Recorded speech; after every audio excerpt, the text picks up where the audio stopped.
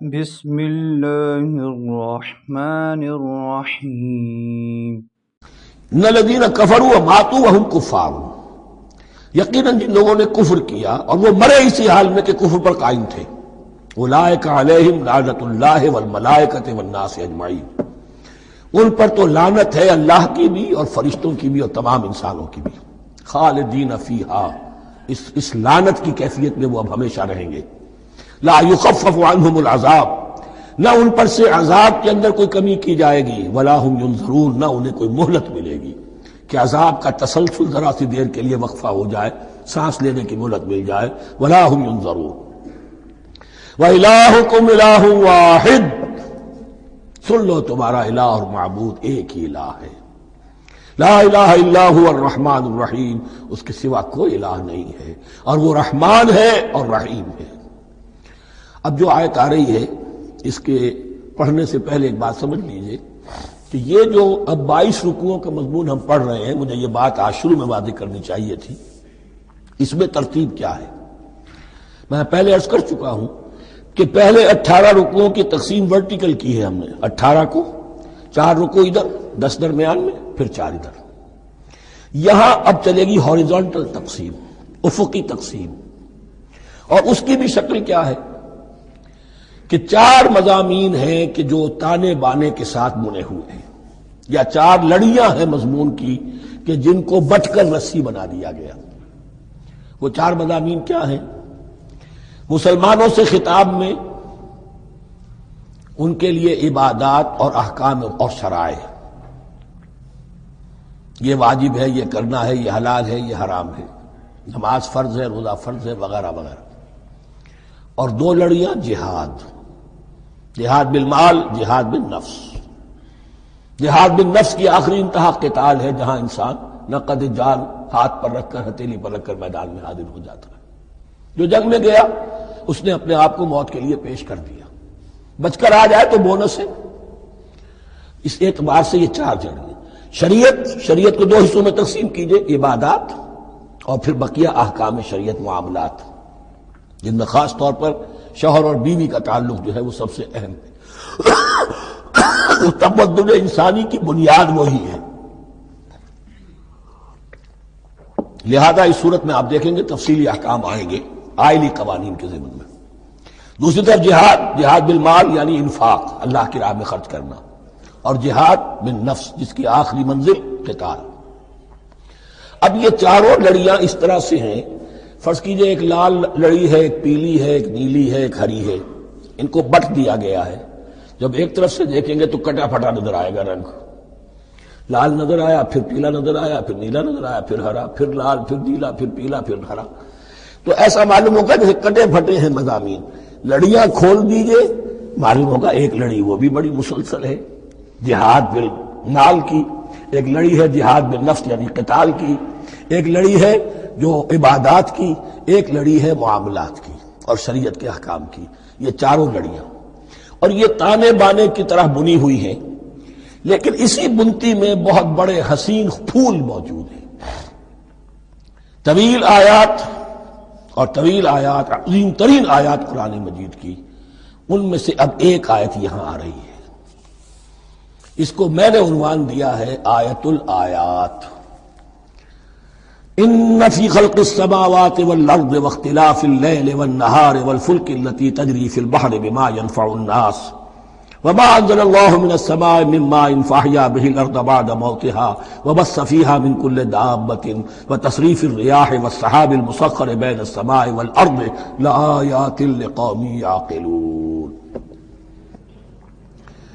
اتنے phenomena of nature کسی ایک آیت میں جمع نہیں ہے قرآن میں۔ اللہ تعالیٰ تمام فینومینا آف نیچر کو اپنی آیتیں قرار دیتا ہے، آسمان اور زمین کی تخلیق، رات اور دن کا الٹ پھیر مختلف جگہوں پر، اور یہ جو ستارے ہیں اور یہ جو بھی نباتات ہیں زمین کی، ان میں سے آیتیں ہی آیتیں۔ لیکن ان آیت الآیات کو جس طرح یہاں ایک آیت میں سمویا ہے، یہ حکمت کا ایک بہت بڑا پھول ہے، بہت بڑا پھول جو ان 4 لڑیوں کی بنتی کے اندر آ گیا ہے۔ یقیناً آسمان اور زمین کی تخلیق میں اور رات اور دن کے الٹ پھیر میں اور اس جہاز میں یا کشتی میں جو چلتی ہیں سمندر میں یا دریاؤں میں، وہ سامان لے کر جو لوگوں کو نفع دیتا ہے، بما ينفع الناس، وما انزل اللہ من السماء من ماء، اور اس پانی میں کہ جو اللہ نے اتارا ہے آسمان سے، فاحیا به الارض بعد موتها، اور پھر اس سے وہ زندہ کر دیتا ہے زمین کو اس کے مردہ ہو جانے کے بعد۔ بے آب و گیا زمین پڑی تھی، بارش ہوئی ہے، اسی میں سے روئندگی آ گئی ہے۔ وبث فیہا من کل دابہ، اور یہ تمام حیوانات اور چرند اور پرند جو اس کے اندر پھیلا دیے گئے ہیں۔ تصریف الریاح ہے، اور یہ ہواؤں کا چلنا جو ہے، کبھی پروا چل رہی ہے، کبھی پچھمی چل رہی ہے، کبھی مشرق سے آ رہی ہے، کبھی مغرب سے آ رہی ہے، تصریف الریاح ہے۔ والسحاب المسخر بین السماء والارض، اور ان بادلوں میں کہ جو معلق کر دیے گئے آسمان اور زمین کے درمیان۔ لآیات لقوم یعقلون، ان سب میں آیات ہیں، نشانیاں ہیں ان لوگوں کے لیے جو عقل سے کام لیں۔ ان کو دیکھو اور ان کے خالق کو، مدبر کو پہچانو۔ آیات ہے، اور ان کے آیات کے پہچاننے کا جو عملی نتیجہ نکلنا چاہیے، اور جس کو عام طور پر لوگ نہیں پہنچ پاتے جس تک، اب اگلی آیت میں اس کا تذکرہ ہے۔ نتیجہ تو نکلنا یہ چاہیے کہ پھر محبوب اللہ ہی ہو، شکر اسی کا ہو، اطاعت اسی کی ہو، عبادت اسی کی ہو۔ جب سورج میں کچھ نہیں، یہ تو اللہ نے اس کو بنایا ہے، یہ حرارت جو ہے اللہ نے دی ہے، چاند میں کچھ نہیں، ہوائیں چلانے والا کوئی وہی تو ہے۔ تو اب کسی شے کے لیے کوئی شکر نہیں، کسی شے کے لیے کوئی عبادت نہیں، کوئی ڈنڈوت نہیں، کوئی سجدہ نہیں، بلکہ صرف اللہ کے لیے، اور وہی مطلوب و مقصود بن جائے، وہی محبوب ہو۔ لا محبوب الا اللہ، لا مقصود الا اللہ، لا مطلوب الا اللہ۔ جن لوگوں کی یہاں تک رسائی نہیں ہو جاتی، وہ لوگ کسی اور شے کو اپنا محبوب و مطلوب بنا کر اس کی پرستی شروع کر دیتے ہیں۔ خدا تک نہیں پہنچے، اپنے نفسی کو معبود بنا لیا، جو یہ کہے کر رہے، معبود تو ہو گیا۔ ارأیت من اتخذ الہہ ہواہ، اپنے قوم کو معبود بنا لیا، قوم کی برتری کے لیے، قوم کی سربلندی کے لیے جانے بھی دے رہے، وطن کو معبود بنا لیا۔ اس حقیقت کو علامہ اقبال نے سمجھا ہے، اس دور کا سب سے بڑا بت وطن ہے۔ اس دور میں میں اور ہے، جام اور ہے، جم اور، ساقی نے بنا کی روش لطف و ستم اور، تہذیب کے آزر نے ترشوائے صنم اور، مسلم نے بھی تعمیر کیا اپنا حرم اور، ان تازہ خداؤں میں بڑا سب سے وطن ہے، جو پیرہن اس کا ہے وہ مذہب کا کفن ہے۔ نیشنلزم، ٹیریٹوریل، وطنی قومیت، وطن کی جے، یہ معبود بنائے بیٹھے۔ تو اب یہاں سنیے، ومن الناس، اور لوگوں میں سے کچھ ایسے بھی ہیں، من یتخذ من دون اللہ اندادا، جو اللہ کو چھوڑ کر کچھ اور چیزوں کو اس کا مد مقابل بنا دیتے ہیں۔ وطن کو بنا لیا، قوم کو بنا لیا، ہیومنزم، انسانیت، نوع انسانی، ہم اس کے خدمتگار ہیں، ہم اس کی بہتری کے لیے کام کر رہے ہیں، یہ بھی ایک معبود بن گیا۔ اور سب سے گھٹیا انسان وہ ہے کہ اپنے ہی حسن کا دیوانہ بنا پھرتا ہوں، اپنا ہی نفس ہے، اسی کے گر چکر لگا رہا ہے، وہی حریم ہے اس کا، وہی حرم ہے اس کا، اور وہ طواف کر رہا ہے اپنے نفس کا، تو وہ بھی تو اس کا ایک معبود ہے۔ لوگوں میں سے وہ بھی ہیں کہ جو اللہ کو چھوڑ کر کسی اور چیز کو اس کا مد مقابل بنا دیتے ہیں۔ یحبونہم کحب اللہ، اور ان سے محبت کرنے لگتے ہیں جیسی کہ اللہ سے کرنی چاہیے۔ یہ فلسفہ ہے اصل میں، ہندی میں سے آدرش کہتے ہیں، عربی میں نصب العین، انگلش میں آئیڈیل۔ ہر باشعور انسان کسی شے کو اپنا آئیڈیل بناتا ہے اور اس سے پھر محبت کرتا ہے، اس کے لیے جیتا ہے، اس کے لیے مرتا ہے، قربانیاں دیتا ہے، اثار کرتا ہے، قوم کے لیے قربانی، وطن کے لیے قربانی، فلاح کے لیے قربانی، خود اپنی ذات کے لیے قربانی۔ یحبونہ کحب اللہ، یہ سارے کام تو اللہ کے لیے کرنے کے تھے، جیو اللہ کے لیے، مرو اللہ کے لیے، محبت اس سے کرو۔ ان صلاتی و نسکی و محیای و مماتی للہ رب العالمین۔ تم نے اپنی یہ ساری نسبتیں کسی اور شے کے ساتھ وابستہ کر دی، تم نے اللہ کا مد مقابل تراش لیا۔ می تراشت فکر ما ہر دم خدا بندے دیگر، رست از یک بند تا افتاد در بندے دیگر۔ انسان معبود تراشتا رہتا ہے اپنے ذہن سے، اور ان کے لیے محبت کرتا ہے، جانیں دیتا ہے، قربانیاں دیتا ہے۔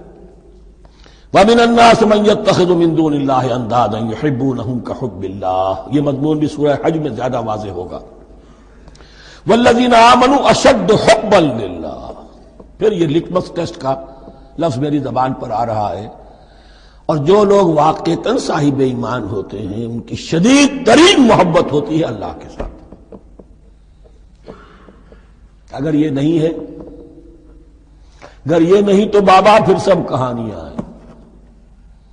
کوئی شے اللہ سے زیادہ محبوب ہو گئی وہ تمہاری معبود ہے، تم نے اللہ کو چھوڑ دیا، چاہے وہ دولت ہی ہے، تعس عبد الدینار و عبد الدرہم، ہلاک اور برباد ہو جائے درہم و دینار کا بندہ۔ نام عبد الرحمن ہے، حقیقت میں عبد الدینار ہے۔ دینار آنا چاہیے، حرام سے آئے، حلال سے آئے، جائز سے آئے، ناجائز سے آئے، تو معبود اللہ نہیں ہے، معبود دینار ہے۔ ہندو نے یہ کیا کہ لکشمی دیوی کی ایک مورتی بنا کر پوجنا شروع کر دیا، یہ لکشمی دیوی اگر ذرا مہربان ہو جائے گی دولت آ جائے گی۔ ہم نے کہا ہٹاؤ اس درمیان کے لنک کو، سیدھے ہی دولت کو کیوں نہ پوجو، پیٹرو ڈالر کو پوجو، ڈالر کو پوجو، ترک وطن کرو، ماں باپ کو چھوڑو یہاں سے سکتا ہوا کہ مر رہے ہیں اور کوئی ان کا بیٹا ان کی بیٹی ان کے پاس نہیں، کس لیے؟ ڈالر۔ کون معبود ہوا؟ وَمِنَ النَّاسِ مَن يَتَّخِذُ مِن دُونِ اللَّهِ أَندَادًا يُحِبُّونَهُمْ كَحُبِّ اللَّهِ وَالَّذِينَ آمَنُوا أَشَدُّ حُبًّا لِلَّهِ وَلَوْ يَرَى الَّذِينَ ظَلَمُوا إِذْ يَرَوْنَ الْعَذَابَ أَنَّ الْقُوَّةَ لِلَّهِ جَمِيعًا، اور کاش کہ دیکھ لیتے یہ لوگ جو اس شرک میں اور اس گناہ میں مبتلا ہیں، ظلم شرک کے معنی، جب وہ دیکھیں گے عذاب کو اور یہ بات واضح ہو جائے گی کہ قوت تو ساری کی ساری اللہ کے ہاتھ میں ہے، کسی کے پاس کچھ نہیں۔ وَأَنَّ اللَّهَ شَدِيدُ الْعِقَابِ، اور یہ کہ اللہ سزا شدید العذاب، اللہ سزا دینے میں بہت سخت ہے۔ اس وقت آنکھ کھلے گی تو فائدہ کیا ہوگا؟ اب آنکھ کھلے تو فائدہ ہے۔ اِسْتَبَرَّأَ الَّذِينَ اتُّبِعُوا مِنَ الَّذِينَ اتَّبَعُوا، اب انسانی معاشرے کے اندر یہ ہوتا ہے، کچھ لوگ ہوتے ہیں لیڈر لوگ جو اپنے پیچھے لوگوں کو لگا لیتے ہیں، چاہے ڈیماگوگز ہوں، چاہے مذہبی جو ہے وہ مسندوں کے والی ہوں، اپنے پیچھے لگاتے ہیں، اور ان کے پیچھے لگنے والے جو ہیں وہ یہ سمجھتے ہوئے ان کی عزت بھی ہے، ان کا احترام بھی ہے، ان کے نیچے دبے بھی ہوئے، ان کا پیچھے پیچھے چلتے ہیں۔ قیامت کے دن وہ تبرہ کریں گے ان تم نے ہمیں مروایا، ہم تمہاری پیروی کرتے رہے، ہم نے سمجھا تم جو کہہ رہے ہیں وہ ٹھیک ہے، ہم نے تمہیں اپنا لیڈر مانا۔ اب وہ اعلان برات کریں گے، اللہ ہمارا ان سے کوئی تعلق نہیں۔ استبرأ الذین اتبعوا، اور اس کے جواب میں پھر وہ کریں گے ہمارا تم سے کوئی تعلق نہیں۔ اس روز کے جن لوگوں کا اتباع کیا گیا تھا دنیا میں، لیڈر لوگ، وہ ان لوگوں سے جنہوں نے پیروی کی تھی ان سے تبرہ کریں گے۔ وَرَأَوُا الْعَذَابَ وَتَقَطَّعَتْ بِهِمُ الْأَسْبَابُ، اور وہ دیکھ لیں گے عذاب کو، نگاہوں کے سامنے جہنم آ جائے گی اور تمام رشتے منقطع ہو جائیں گے۔ یوم یفر المرء من اخیہ وامہ وابیہ وصاحبتہ وبنیہ لکل امرئ منہم یومئذ شأن یغنیہ یود المجرم لو یفتدی من عذاب یومئذ ببنیہ وصاحبتہ واخیہ وفصیلتہ التی تؤویہ ومن فی الارض جمیعا ثم ینجیہ۔ ہر انسان چاہے گا میرے باپ کو، بیٹے کو، بھائی کو، ماں کو، بیوی کو، اولاد کو، تمام انسانوں کو چھوڑ دو جہنم میں، خدا کے لیے کسی طرح مجھے بچا لو۔ تقطعت بہم الاسباب، سارے رشتے منقطع ہو جائیں گے، جن رشتوں کی وجہ سے حرام کو حلال اور حلال کو حرام کر رہے ہو، جن کی دلجوئی کے لیے حرام کی کمائی کرتے ہو، جن کی دلجوئی کے لیے دین کے راستے سے آگے نہیں بڑھ رہے ہو، دین کے راستے میں بیوی ناراض نہ ہو جائے، گھر والے ناراض نہ ہو جائیں، تقطعت بہم الاسباب، یہ سارے رشتے یہیں تک کے لیے ختم ہو جائیں۔ وقال الذین اتبعوا، اور جو ان کے پیروکار تھے وہ کہیں گے لو ان لنا کرۃ، اگر کہیں ہمیں دنیا میں لوٹنا نصیب ہو جائے، فنتبرأ منہم کما تبرؤوا منا، تو ہم بھی ان سے اسی طرح برات کریں گے جیسے آج یہ ہم سے برات کر رہے ہیں۔ کذالک یریہم اللہ اعمالہم حسرات علیہم، اس طرح اللہ ان کو دکھائے گا ان کے اعمال حسرتیں بن جائیں گی. کاش کہ ہم نے سمجھا ہوتا، کاش کہ ہم نے ان کی پیروی نہ کی ہوتی، کاش کہ ہم نے ان کو اپنا لیڈر اور اپنا ہادی اور رہنما نہ مانا ہوتا. وما ہم بخارجین من النار، لیکن وہ اب آگ سے نکلنے والے نہیں ہوں گے. یا ایھا الناس کلوا مما فی الارض حلالا طیبا ولا تتبعوا خطوات الشیطان انہ لکم عدو مبین. اے لوگو، زمین میں جو کچھ حلال اور طیب ہے، حلال ہے اور پاک ہے، صاف ستھری چیز اور حلال چیز، وہ کھاؤ، اور شیطان کے نقش قدم کی پیروی نہ کرو. انہ لکم عدو مبین، یقیناً وہ تمہارے لیے کھلا دشمن ہے. یہ بحث اصل میں کھلے گی سورہ انعام میں جا کر. وہاں عرب میں یہ رواج تھا، بتوں کے نام پر کوئی جانور چھوڑ دیتے تھے. اس ہندوؤں میں بھی تھی رواج، ہم نے تو بچپن میں دیکھا ہے. کوئی سانڈ چھوڑ دیا، کسی کے کان جو ہے وہ چیر دیے، یہ فلاں بت کے لیے ہے، فلاں دیوی کے لیے ہے. اب اسے کوئی کچھ نہیں کہہ سکتا تھا، وہ جہاں چاہے وہ منہ مارے جا کر ان کا، اور پھر ان کا ظاہر بات ہے ان کا گوشت کیسے کھایا جا سکتا تھا. تو عرب میں بھی یہ رواج تھے، اور ابھی تک اس کے کچھ نہ کچھ ریزیڈول ایفیکٹس تھے. آباء و اجداد کی جو رسمیں چلی آ رہی ہوں وہ آسانی سے جو ہے وہ چھوٹتی نہیں ہے، کچھ نہ کچھ اثرات رہتے ہیں، جیسے آج تک ہمارے ہاں ہندوانہ اثرات موجود ہیں. تو ایسے لوگوں سے کہا جا رہا ہے کہ یہ تمام حرمتیں جو تمہارے ان لوگوں نے مشرکین نے بنا لی تھی، یہ جانور حرام، یہ جانور حرام ہو گیا، اسے فلاں کے نام پر نامزد کیا ہے، اس اونٹ کی جو ہے اتنی اونٹنیوں کے ساتھ جفتی ہو چکی ہے، اب بس اس کو خالی کر دو، چھوڑ دو، نہ اس کے اوپر سواری کی جائے گی اور نہ اس کا گوشت کھایا جائے گا. یہ کوئی نہیں ہے. جو چیز حلال ہے اصلاً اور طیب ہے، کھاؤ. انما یامرکم بالسوء والفحشاء، یقیناً شیطان تمہیں حکم دیتا ہے بدی کا اور بے حیائی کا. وان تقولوا علی اللہ ما لا تعلمون، اور اس کا کہ تم کہو اللہ کی طرف نسبت کر کے جو تم جانتے نہیں ہو، کہ اللہ نے حرام کیا. بھائی تمہیں کہاں معلوم؟ کوئی دلیل لاؤ، کسی کتاب میں دکھاؤ کہ اللہ نے یہ چیز حرام کر دی. وَإِذَا قِيلَ لَهُمُ اتَّبِعُوا مَا أَنزَلَ اللَّهُ قَالُوا بَلْ نَتَّبِعُ مَا أَلْفَيْنَا عَلَيْهِ آبَاءَنَا، اور جب ان سے کہا جاتا ہے اتباع کرو اس کی جو اللہ نے نازل کیا ہے. قالوا، وہ کہتے ہیں بل نتبع ما الفینا علیہ آباءنا، ہم تو پیروی کریں گے اس کی جس پر ہم نے پایا اپنے آباء و اجداد کو. اب لو کان آباؤہم لا یعقلون شیئا ولا یہتدون، کیا وہ اپنے آباء و اجداد ہی کی پیروی کرتے رہیں گے، خواہ ان کے آباء و اجداد نہ کسی بات کو سمجھ پائے ہوں نہ ہدایت یافتہ ہوئے ہوں. میں نے عرض کر دیا تھا کہ سورہ بقرہ میں جہاں دعوت تیسرے رکوع کی پہلی آیت شروع ہوئی، یا ایھا الناس اعبدوا ربکم الذی خلقکم والذین من قبلکم لعلکم تعقلون، وہ بھی تو مخلوق تھے جیسے تم مخلوق ہو. تم سے خطا ہو سکتی ہے، ان سے بھی ہوئی، تم غلطی کر سکتے ہو، انہوں نے بھی کی. ومثل الذین کفروا کمثل الذی ینطق بما لا یسمع الا دعاء ونداء. یہاں ذرا تمثیل کے اندر ایک پیچیدگی ہے کہ بظاہر ترجمہ تو یہ ہوگا کہ مثال ان لوگوں کی جنہوں نے کفر کیا اس شخص کی سی ہے جو پکار رہا ہے ایسی چیز کو جو نہ سنتا ہے نہ سمجھتا ہے. ہاں یہ پتہ چلتا ہے کہ کچھ پکار رہا ہے، جانور ہوتے ہیں انہیں اور کیا سمجھ میں آتا. تو یہاں پہ اصل میں تمثیل میں مراد یہ ہے کہ حضور صلی اللہ علیہ وسلم اور مسلمان ان لوگوں کو جو سمجھانے کی کوشش کر رہے ہیں ان میں سے کچھ ایسے بھی ہیں کہ جو کچھ نہیں سمجھتے. دعا اور ندا تو ہے، صم بکم عمی فهم لا یعقلون، لیکن وہ بہرے بھی ہیں، گونگے بھی ہیں، اندھے بھی ہیں، وہ عقل سے کام نہیں لیتے. یا ایھا الذین آمنوا کلوا من طیبات ما رزقناکم، اے اہل ایمان کھاؤ ان تمام پاکیزہ چیزوں میں سے جو ہم نے تمہیں دی ہیں. واشکروا للہ، اللہ کا شکر ادا کرو، ان کنتم ایاہ تعبدون، اگر تم واقعتاً اسی کی عبادت کرنے والے ہو. جیسا کہ میں نے عرض کیا سورہ الانعام میں یہ ساری چیزیں آئیں گی اور تفصیل سے.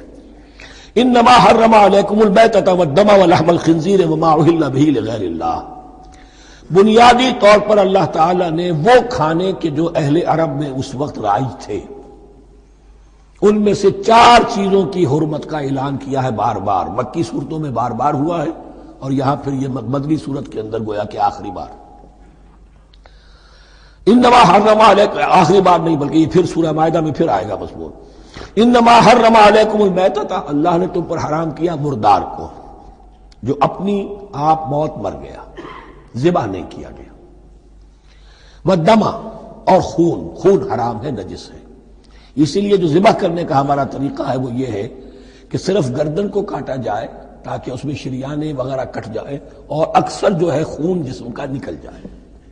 اگر جھٹکا کیا جائے جیسے سکھ کرتے تھے، ایک ہی تلوار کے وار سے گردن اڑا دی بکری کی، یا یہ کہ جیسے کہ یورپ وغیرہ میں ہوتا ہے، تو پھر وہ خون اندر رہ جاتا ہے جسم کے، اس کے اندر پھر وہ اینٹھن نہیں ہوتی اس حیوان کے جسم میں کہ جس سے خون جو ہے وہ باہر چلا جائے.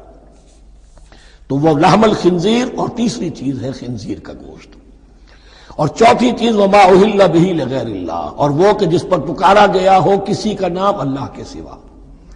اب اس میں ایک چیز تو یہ ہے کہ جسی شے کو ذبح کرتے ہوئے کسی بت کا، کسی دیوی کا، کسی دیوتا کا تذکرہ کیا، وہ تو حرام مطلق ہو ہی گیا، اس کا گوشت کھانا حرام مطلق ہے.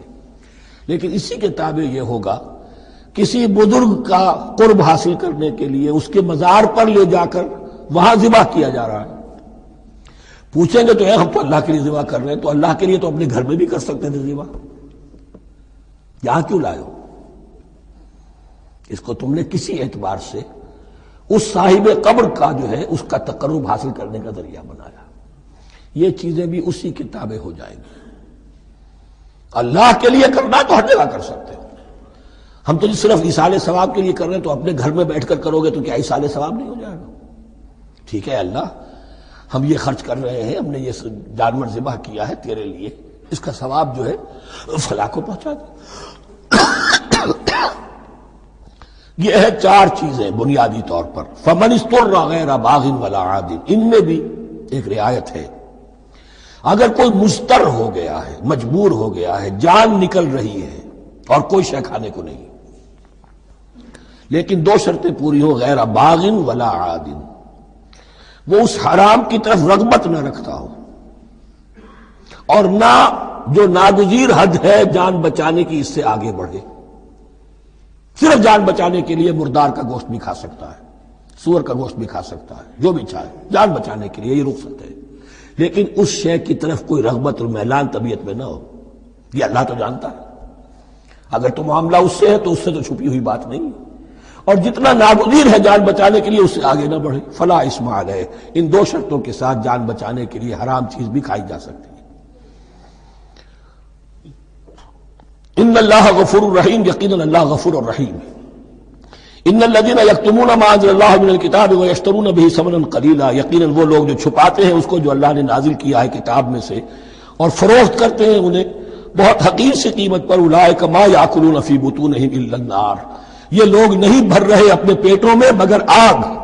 ولا یکلمہم اللہ یوم القیامہ، اللہ ان سے کلام نہیں کرے گا قیامت کے دن. ولا یزکیہم، نہ انہیں پاک کرے گا.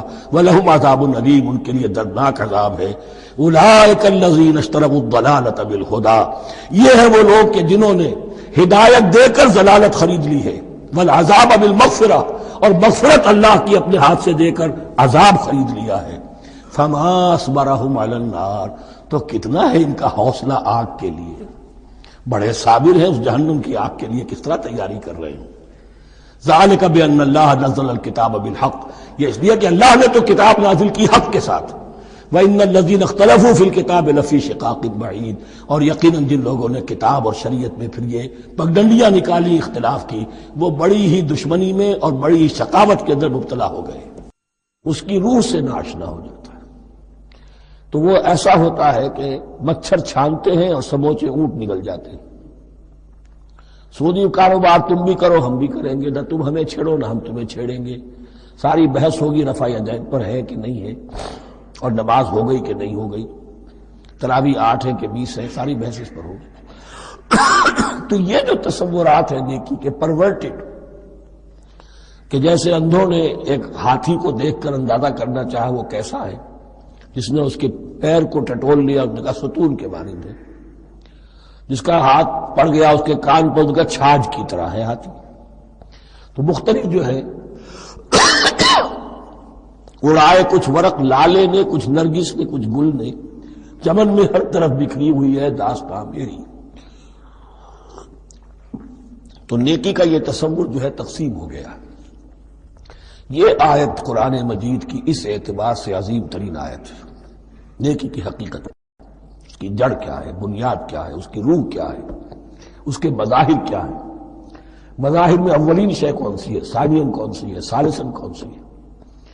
اور اس پر ایک پورا علم الاخلاق جو قرآن کا ایک مکمل کتاب تصنیف کی جا سکتی ہے. ایتھکس، قرآنک ایتھکس کے لیے یہ آیت ایک یوں سمجھیے کہ جڑ اور بنیاد ہے.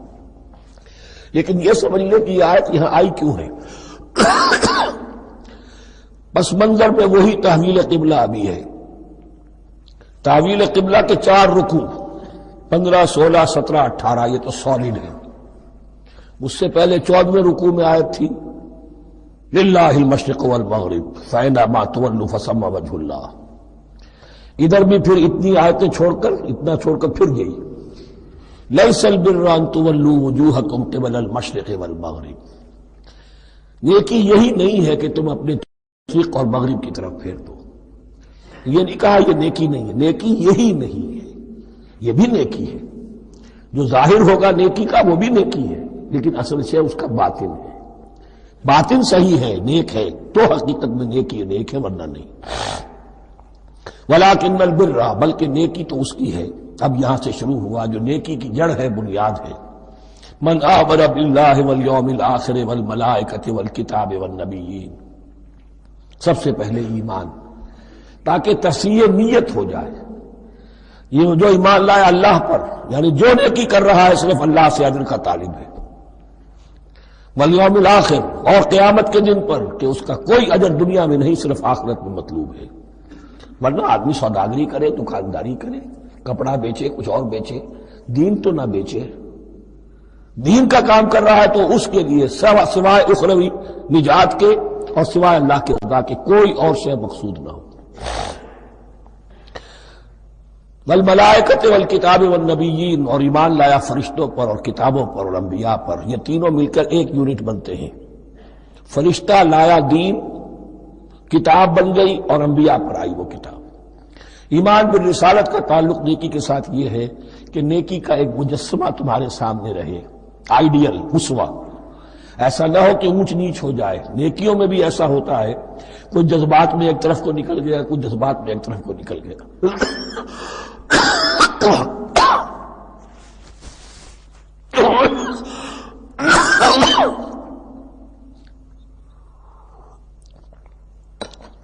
اس گمراہی سے بچنے کی ایک ہی شکل ہے کہ ایک مجسمہ مکمل، ایک اسوہ کاملہ سامنے ہو جس میں معتدل ہو تمام چیزیں.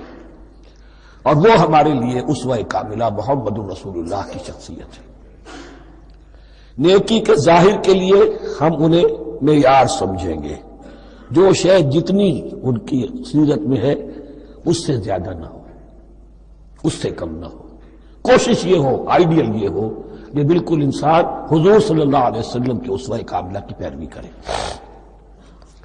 ولیکن البر من آمن باللہ والیوم الآخر والملائکۃ والکتاب والنبیین وآتى المال علی حبہ ذوی القربى والیتامى والمساکین وابن السبیل. اور دیا اس نے مال، یا دے وہ مال اس کی محبت کے علی الرغم، علی حبہ اللہ کی طرف نہیں ہے، علی حب المال، علی الرغم مال محبوب ہے پھر بھی وہ خرچ کر رہا ہے. ذوی القربى قرابت داروں پر، والیتامى یتیموں پر، والمساکین محتاجوں پر، وابن السبیل مسافر پر، والسائلین اور مانگنے والوں پر، وفی الرقاب اور لوگوں کی گردنیں چھڑا دینے. گویا کہ نیکی کے مظہر میں اولین مظہر یہ ہے انسانی ہمدردی. اگر یہ نہیں ہے تو نیکی نہیں ہے. عبادات کے انبار لگے ہوں اور دل میں شقاوت ہو، انسان کو حاجت میں دیکھ کر دل نہ پسیجے، کسی کو تکلیف میں دیکھ کر تجوری کی طرف ہاتھ نہ بڑھے حالانکہ تجوری میں مال موجود ہو، تو وہ دین کی روح سے بالکل خالی ہے. یا آپ سورہ آل عمران میں پڑھیں گے لن تنالوا البر حتى تنفقوا مما تحبون. تم نیکی کے مقام کو پہنچ ہی نہیں سکتے جب تک کہ خرچ نہ کرو اس میں سے جو تمہیں پسند ہے. جس سے طبیعت گھبرا گئی، اکتا گئی، کپڑے میں جو بوسیدہ ہو گئے وہ دے دیے، حاتم طائی کی قبر کو لات مار دی، وہ نہیں. جو شے پسند ہے اگر اس میں سے نہیں دیتے تو نیکی کو پہنچ بھی نہیں سکتے، تمہیں ہوا بھی نہیں لگے گی. وَأَقَامَ الصَّلَاةَ وَآتَى الزَّكَاةَ. دیکھیے نماز اور زکوٰۃ اب آ رہے ہیں. یہ ہے حکمت دین کہ ایک ہے روح دین، وہ ہے ایمان، اور جو اس کے مظاہر ہے، مظہر اول انسانی ہمدردی، نمبر 2 ہے پھر نماز اور زکوٰۃ، اور یہاں زکوٰۃ کو علیحدہ ذکر کیا ہے، اور اس آیت کا حضور نے حوالہ دیا ان فی المال لحق سوى الزکاۃ۔ دیکھو کچھ لوگوں نے سمجھا بس ہم نے زکوٰۃ نکال دی تو حق ادا ہو گیا پورا، بڑی بے وقوفی ہے۔ مال میں حق ہے زکوٰۃ کے سوا بھی، اور اب آپ نے یہ آیت پڑھی، دیکھو اس آیت میں کیا ہے، زکوٰۃ کا تذکرہ بعد میں ہو رہا ہے، وَآتَ الْمَالَ عَلَىٰ حُبِّهِ ذَوِي الْقُرْبَىٰ وَالْيَتَامَىٰ وَالْمَسَاكِينَ وَابْنَ السَّبِيلِ وَالسَّائِلِينَ وَفِي الرِّقَابِ وَأَقَامَ الصَّلَاةَ وَآتَى الزَّكَاةَ۔ اس کی کیا حکمت ہے کہ ایمان کو تر و تازہ رکھنے کے لیے نماز ہے، اقم الصلاۃ لذکری، اور انسانی ہمدردی میں مال خرچ کرنے کے جذبے کو پروان چڑھانے کے لیے، برقرار رکھنے کے لیے زکوٰۃ ہے۔ اتنا تو دو نا کم سے کم، بوتل کا منہ تو کھلے، کارک تو نکلے اس کا، اگر بوتل کا کارک نکل جائے گا تو شاید اس میں سے کچھ شربت اور بھی نکل آئے، تو زکوٰۃ ہے تو کارک کے مانند 2.5% ہے، کیا ہے، لیکن یہ کہ اس سے پھر کچھ اور بھی نکلے گا، جو زکوٰۃ بھی نہیں دیتا اس نے کیا کرنا۔ وَالْمُوفُونَ بِعَهْدِهِمْ إِذَا عَاهَدُوا، اور وہ کہ جو اپنے عہد کو پورا کرنے والے ہیں جب کوئی عہد کر لیں۔ سب سے بڑا عہد اللہ سے کیا، لست بربکم قالوا بلا، پھر عہد شریعت کا ہے کہ جو ہم نے کیا اللہ کے ساتھ، پھر آپس میں جو بھی معاہدے ہو جائیں، اور معاملات انسانی سارے کے سارے معاہدات کی شکل میں۔ شوہر اور بیوی کا معاملہ بھی ایک معاہدہ ہے، marriage is a social contract. شوہر کی ذمہ داریاں ہیں، اس کے فرائض ہیں، بیوی کی ذمہ داریاں اس کے فرائض ہیں، شوہر کے حقوق ہیں، بیوی کے حقوق ہیں۔ پھر جو بھی امپلائر امپلائی ریلیشن شپ ہے، معاہدہ ہے، کانٹریکٹ ہے۔ جو ہمارا آپ کا پولیٹیکل سسٹم ہے وہ بھی معاہدوں کے اوپر مبنی ہے، بڑا بزنس جو ہے وہ کانٹریکٹ میں چلتا ہے۔ تو اگر ایک چیز پیدا ہو جائے کہ جو عہد کر لیا ہے اسے پورا کرنا ہے، تو ساری اسٹریم لائننگ ہو جائے گی تمام معاملات کی۔ وَالْمُوفُونَ بِعَهْدِهِمْ إِذَا عَاهَدُوا وَالصَّابِرِينَ فِي الْبَأْسَاءِ وَالضَّرَّاءِ وَحِينَ الْبَأْسِ، اور خاص طور پر صبر کرنے والے فقر و فاقہ میں، جنگ کی حالت میں اور تکلیف میں۔ یعنی ایک نیکی ہے بدھ مت کے بھکشوؤں کی نیکی، ایک نیکی یہ ہے، یہ نیکی باطل کو چیلنج کرتی ہے، یہ نیکی خانقاہوں تک محدود نہیں ہوتی، یہ نیکی صرف انفرادی سطح تک محدود نہیں رہتی۔ جو نیکی اللہ چاہتا ہے کہ اب باطل کا سر کچلنے کے لیے میدان میں آؤ، اور جب باطل کا سر کچلنے کے لیے میدان میں آؤ گے تو خود بھی تکلیفیں اٹھانی پڑیں گی۔ صحابہ کرام کو بھی جانیں دینی پڑی ہیں، سینکڑوں صحابہ نے جام شہادت نوش کیا۔ تو آخری چوٹی کیا ہے؟ گویا کہ سمم بونم جس کو کہتے ہیں ایتھکس کے اندر، کہ اس نظریہ اخلاق میں سب سے اونچی منزل کون سی ہے، وہ سمم بونم جو ہے اسلام کا، وَالصَّابِرِينَ فِي الْبَأْسَاءِ وَالضَّرَّاءِ وَحِينَ الْبَأْسِ وَلَا تَقُولُوا لِمَنْ يُقْتَلُ فِي سَبِيلِ اللَّهِ أَمْوَاتٌ بَلْ أَحْيَاءٌ وَلَٰكِن لَا تَشْعُرُونَ۔ وہ آیت یاد کر لیجیے، اولئک الذین صدقوا، یہ ہیں لوگ جو سچے ہیں، دعوت و نیکوکاری کا بہت شوق ہے، یہ ہیں وہ لوگ جو سچے ہیں، وَأُولَٰئِكَ هُمُ الْمُتَّقُونَ، اور یہی حقیقت میں متقی ہیں۔ تمہارے ذہنوں میں کوئی اور نقشے بیٹھے ہوئے ہیں، کوئی لباس ہے، وضاقتہ ہے، بس یہ بڑا متقی آدمی ہے۔ تقویٰ اس کا نام ہے، یعنی یہ پوری انسانی شخصیت کا ایک حیولہ ہے، ایک پوری انسانیت کا ایک فرد کا نقشہ کھینچ دیا گیا کیریکٹر کا، جس کے اندر روح ایمان اور خارج میں اس ترتیب کے ساتھ دین کی یہ تقاضے اور نیکی کے یہ مظاہر موجود ہیں۔ اللہم ربنا اجعلنا منہم، اللہم ربنا اجعلنا منہم۔ اب اس کے بعد کچھ وہی جو معاملات انسانی ہیں اس پر اب بحث، جیسا کہ میں نے کہا تھا کہ ایک لڑی ہے شریعت کی، معاملات کی۔ یہ تو بڑے بڑے پھول جو تھے، آیت الآیات اور آیت البر۔ یا ایھا الذین آمنوا کتب علیکم القصاص فی القتلی، اہل ایمان تم پر لازم کر دیا گیا ہے مقتولوں کا بدلہ لینا۔ قتلہ قتیل کی جمع بھی ہے، اور مقتول سے یہ مصدر بھی ہو سکتا ہے کہ تمہارے لیے، یعنی اس معاملے میں سہل انگاری صحیح نہیں ہے۔ انسانی تمدن کی جڑ کٹتی ہے جب کسی معاشرے کے اندر انسان کا خون بہانا عام ہو جائے، تمدن کی جڑ کٹ جائے گی۔ تو قصاص تم پر واجب ہے. یا ایھا الذین آمنوا کتب علیکم القصاص فی القتلی الحر بالحر والعبد بالعبد والانثى بالانثى. ایک آزاد کی جگہ آزاد ہی قتل کیا جائے گا. آزاد نے قتل کیا ہے تو ظاہر بات ہے وہ آزاد ہی اس کی جگہ قتل ہوگا. یہ نہیں وہ کہے میرا غلام لے جاؤ، میرے 2 غلام لے لو، نہیں. والعبد بالعبد، اور عبد کی جگہ عبد ہی ہوگا. جس نے قتل کیا وہی قتل کیا جائے گا. والانثى بالانثى، اور اگر قتل کرنے والی عورت ہے تو وہ عورت ہی قتل ہوگی. اس میں چونکہ وہاں بہت سے رواج مختلف تھے، بہت سے معیار بھی مختلف تھے. اگر اوسی خزرجی کو قتل کر دے تو 1/3 خون بہا، 3 گنا خون بہا، اور خزرجی اوسی کو قتل کرے تو 1/3 خون بہا. یہ ان کا قانون تھا. اسی طرح یہ کہ آزاد میں اور غلام میں فرق تھا. لیکن ہماری شریعت میں اگرچہ یہ طویل بڑا مضمون ہے اور اس میں کافی فقہا کے اقوال ہیں مختلف، لیکن امام ابو حنیفہ رحمۃ اللہ علیہ کا قول یہی ہے کہ تمام مسلمان آپس میں کفو ہیں، برابر ہیں. لہذا یہاں کوئی فرق نہیں کیا جائے گا قتل کے مقدمات میں. فمن عفی لہ من اخیہ شیء فاتباع بالمعروف واداء الیہ باحسان. پھر جس کو معاف کر دیا جائے کوئی شے اس کے بھائی کی جانب سے، یعنی جو مقتول ہے اس کے ورثاء اگر کہتے صاحب ہم اس کی جان بخشنے کو تیار ہیں، چاہے وہ خون بہا لے لیں یا ویسے ہی معاف کر دیں، تو جو بھی کچھ خون بہا طے ہوا ہو اداء الیہ باحسان فاتباع بالمعروف، تو اس کی پیروی کی جائے معروف طریقے پر اور ادائی کی جائے خوبصورتی کے ساتھ. ذالک تخفیف من ربکم ورحمہ، یہ تمہارے رب کی طرف سے تخفیف ہے، آسانی کی ہے اور رحمت ہے. اور اس کی رحمت ہونا بہت واضح ہے. اگر یہ شکل نہ ہو تو پھر قتل در قتل کا سلسلہ جو ہے وہ جاری رہتا ہے. لیکن اگر یہ ہو گیا کہ قاتل کو لا کے سامنے کھڑا کر دیا، لو بھائی اب تمہارے ہاتھ میں اس کی جان ہے، چاہو تو یہ قتل کر دیا جائے گا، چاہو احسان کرنا چاہو بخشنا چاہو ویسے ہی بخش دو، چاہو تو خون بہا لے لو. اس سے کیا ہوگا کہ وہ دشمنیوں کا جو دائرہ ہے وہ پھر سمٹ جاتا ہے، بڑھتا نہیں. اس میں بڑی رحمت ہے اللہ کی طرف سے. قانون جو ہے اسلام میں قتل کا، اس میں مدعی ریاست نہیں ہوتی. آج کل ہمارے ہاں غلطی یہ ہے، مدعی ریاست بن جاتی ہے.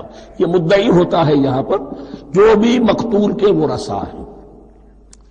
اور کسی کو صدر کو کیا، صدر کے باپ کو بھی اختیار نہیں ہے کہ کسی قاتل کو معاف کرتے ہیں. قاتل کو معاف کرنے کا جو اختیار ہے وہ صرف مقتول کے ورثاء کو ہے، کوئی صدر نہیں کر سکتا. ہمارے دستور میں ہے، پوری شرح پوری شک موجود ہے. فمن اعتدی بعد ذلک فلہ عذاب علیم، اور جو اس کے بعد بھی حد سے تجاوز کرے گا تو اس کے لیے دردناک اور بہت بڑا عذاب ہوگا. وَلَكُمْ فِي الْقِصَاصِ حَيَاةٌ يَا أُولِي الْأَلْبَابِ لَعَلَّكُمْ تَتَّقُونَ.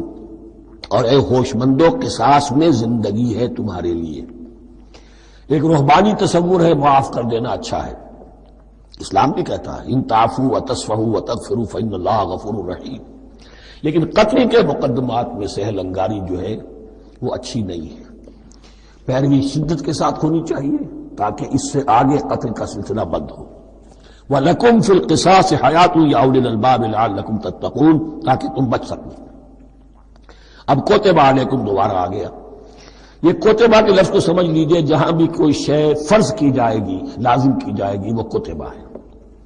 اسی لیے شریعت کے لیے قرآن مجید میں جو لفظ ہے الکتاب، الکتاب اس معنی میں کہ اس میں شریعت خداوندی پوری کی پوری موجود ہے.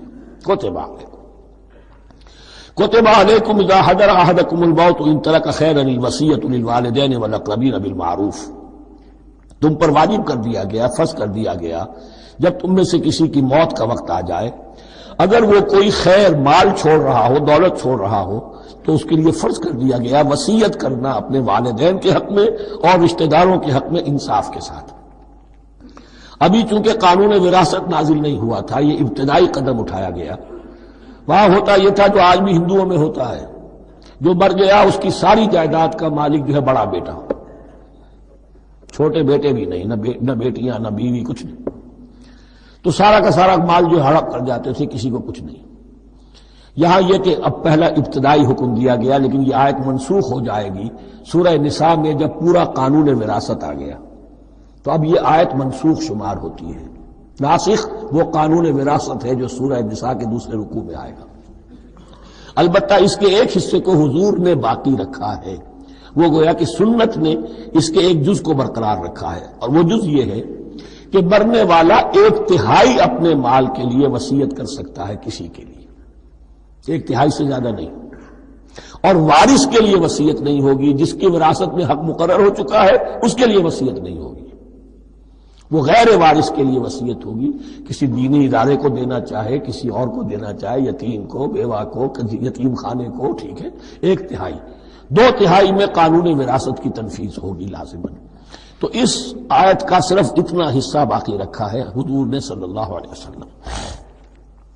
حقاً علی المتقین، یہ اللہ کا تقوی رکھنے والوں پر حق ہے، واجب ہے کہ وہ وصیت کریں کہ ہمارے والدین کو یہ مل جائے، فلاں رشتہ دار کو یہ مل جائے، باقی جو ہے جو بھی ورثہ ہیں لے جائیں۔